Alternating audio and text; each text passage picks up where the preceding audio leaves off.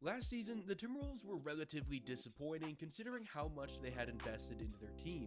Whether it be the massive contract they handed Karl-Anthony Towns, or the Rudy Gobert trade, which was deemed as one of the worst moves in league history when it happened, the Timberwolves had put so much into this team, and in this new core's first season, it really didn't work out. However, now in the 2023-24 season, despite having a pretty similar roster to last year, the Timberwolves have exploded onto the scene. Not only are they the number one seed in the West, but they also have the league's best defense. The jump Minnesota has made this season has been nothing short of impressive, but how exactly are they doing it? A lot of factors go into this, whether it be improved play from Rudy Gobert, finally a healthy season from Karl-Anthony Towns, or an offseason of continuity. The Timberwolves have gotten better in so many ways, and in today's video, I'm going to try and break down just how good they've been, and whether or not I think they could be contenders by the end of the season. If you're new to the channel and enjoy this content, please remember to like and subscribe. Liking the video helps it do well in the YouTube algorithm, and I'm trying to reach 1,500 subscribers by the halfway point of the NBA season, and we're getting really close to that goal, so obviously any help with that is greatly appreciated. Also, just want to apologize for the lack of content recently. I've been pretty damn sick, and I've been putting off work because, as you can tell by my voice, things haven't been great, but I'm pushing through because I got to get something out for y'all. But with that out of the way, let's get into it.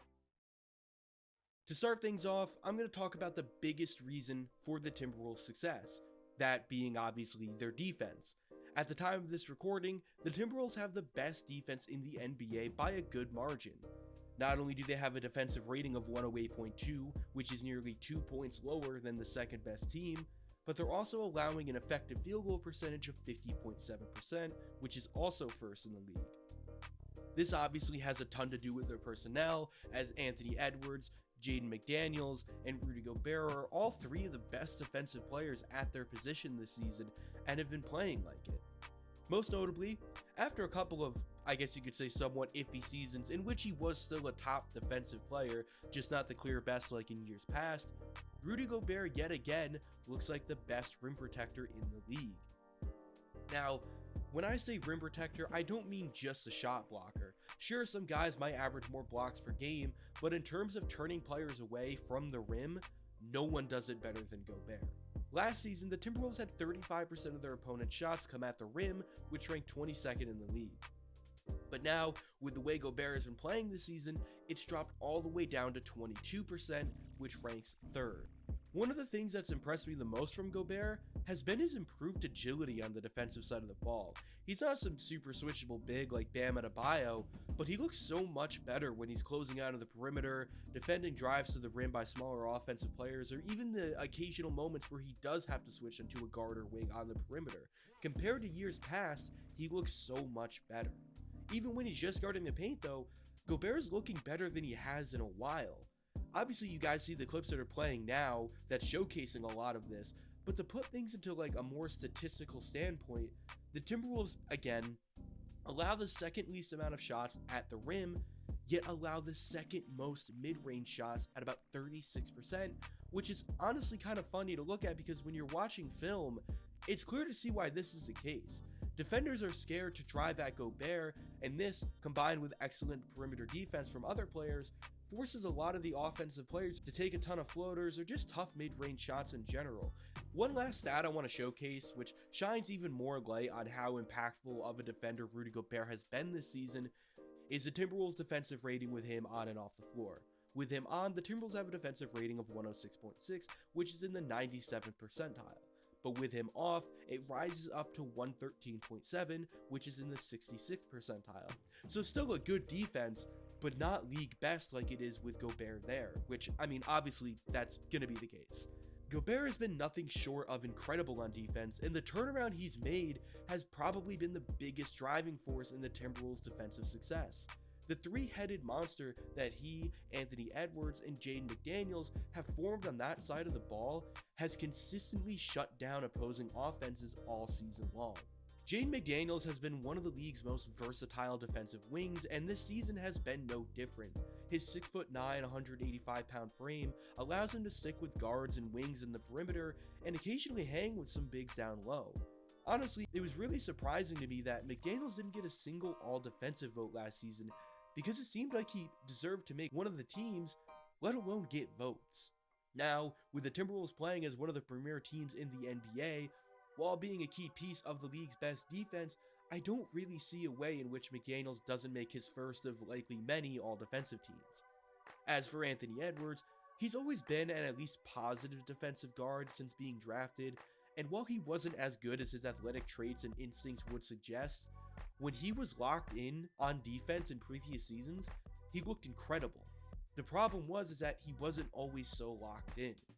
This season though, Anthony Edwards has looked almost reborn on that side of the ball. He's way more active, he's doing more as a help defender, and he's been putting way more effort in terms of like fighting around screens and such, way better than ever in the past. Alongside these three, another very underrated defensive player who's honestly surprised me a ton this season has been Nickeil Alexander-Walker.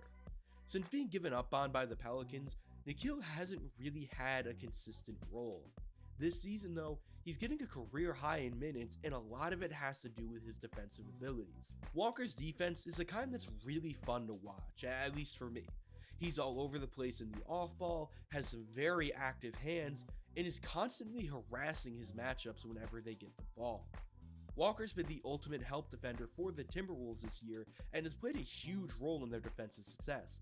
Whenever one of his teammates gets beat off the drive or falls asleep in the off-ball, Walker immediately sprints over to help, and he's had a ton of success in doing so. The overall jump this team has made from a top 10 unit to best in the league is thanks in large part to these four players. The way they all mesh with one another on the defensive side of the ball is a match made in heaven and makes for, in my opinion at least, the most entertaining defensive team in the league. As for their offense, this has been a pretty fun unit as well. It's not massively different from last season like their defense, but it's still been very important to their success, of course.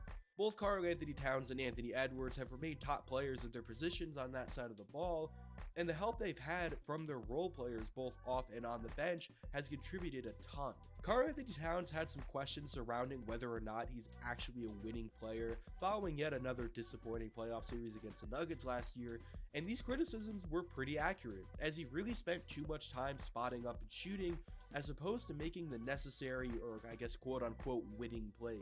This season though, it really seems like Cat has been buying more into the system than ever before, which would explain why he's taken the least amount of threes per game since 2018 and has his lowest usage rate since 2017. He's been more active as a driver and has been settling for jump shots way less than usual. This has done a ton in terms of the fluidity of this Timberwolves offense, and honestly, aside from Cat, another really underrated part of this offense has been the consistency Mike Conley brings at point guard.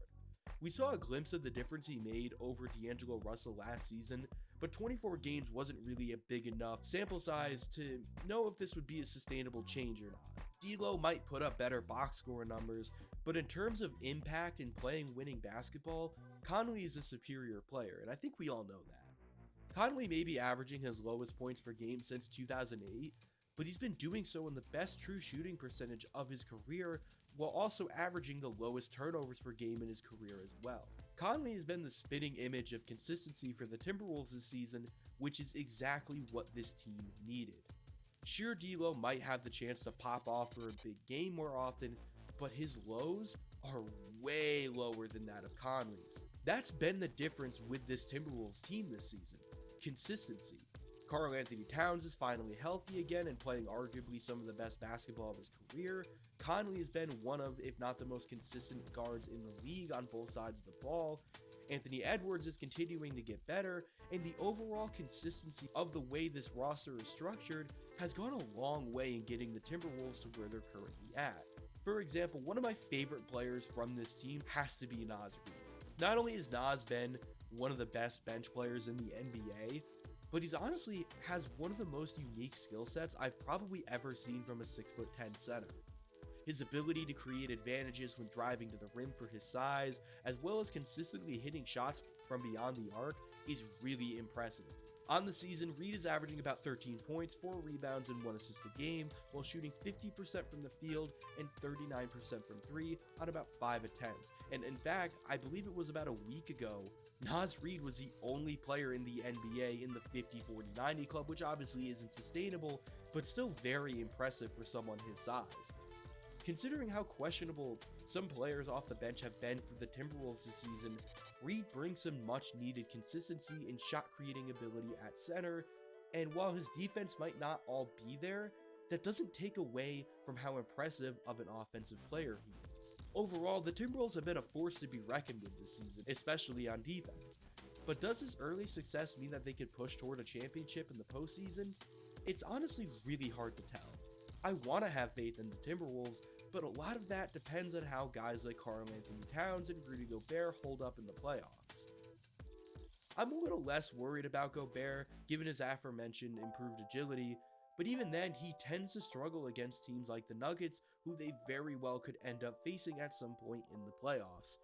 And as for Karl-Anthony Towns, I want to believe in him, but historically speaking, he's a significant playoff dropper, and that's not to say he can't have a good series, but it's hard to be super optimistic given his past.